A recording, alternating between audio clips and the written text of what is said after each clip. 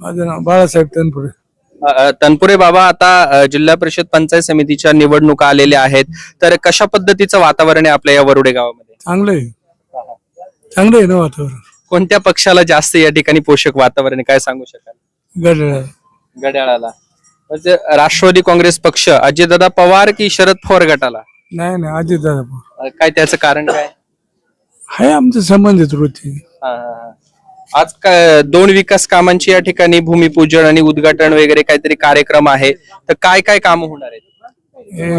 वड्याला पूल होणार आहे वड्यामध्ये. कोणता रस्त्यावरती? वरुडे वाघाळे रस्त्यावर. वरुडे वाघाळे. हा. अंदाजे किती रकमेचा तो पूल असणार आहे? ते नाही सांगता यायचं मला. 53 लाख म्हणतायत. हा, मग मला नाही सांगता येत का आपण काय असं आहे का. हा. खरं तर आता जिल्हा परिषदेच्या निवडणुका हो घातलेल्या आहेत, पंचायत समितीच्या निवडणुका हो घातलेल्या आहेत. कोणकोणते उमेदवार मैदानामध्ये आहेत, काय सांगा? आता हे काय ज्योती वहीन हे अजून ते त्यांचीच चुलत जाव आहे, त्यांची टक्कर आहे जावांची. आपल्या गावामध्ये कोणत्या पक्षाच्या माध्यमातून किंवा कोणत्या नेते मंडळींच्या माध्यमातून जास्तीत जास्त विकास झालेला आहे? मग त्याच्यामध्ये रस्ते असतील, सभागृह असतील, पाण्याच्या समस्या असतील किंवा इतर सुख सुविधा असतील. हा, मग यांच्या माध्यमातून झाले ना. कोणाच्या? आमचे सरपंच आहेत संतोष दादा भरणे आणि त्यांचेच कार्यकर्ते आहेत ते. त्यांच्या माध्यमातून झाला विकास. आणखी काही ज्येष्ठ नागरिक आहेत, त्यांच्याशी आपण बोलूयात. बाबा नमस्कार, नाव काय? नमस्कार, रामचंद्र जयदे. आता निवडणुका होत आहेत, कोणत्या पक्षाला चांगलं वातावरण आहे आपल्या गावात? मानसिंगभाई हा? राष्ट्रवादी. राष्ट्रवादी. का बरं राष्ट्रवादीच का?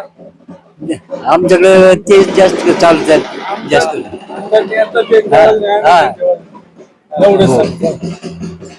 काय काय विकास कामं झाले, काय बाकी राहिलेले?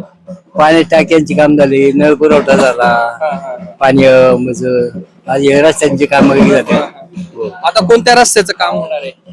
रस्त्यात नाही, पुलाचं काम होणार आहे. वाघळे ते वरुडे, वाघळे ते वरुडे.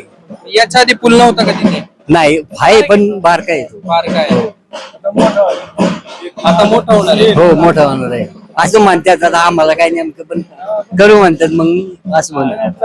हा, होय. आपल्या गावच्या विकास कामामध्ये कोणत्या पक्षाचं जास्त मोठं योगदान राहिलंय? हेच ना मानसिंगभाईचं यांचं. खरं तर तुम्ही ज्येष्ठ आहात, एक महत्वाचा प्रश्न विचारतो. या निवडणुकीमध्ये मतदान करताना मतदारानं उमेदवार पाहायचा, त्यांनी केलेली विकास कामं पाहायची की त्याचा पक्ष पाहायचा? नेमकं काय पाहायचं?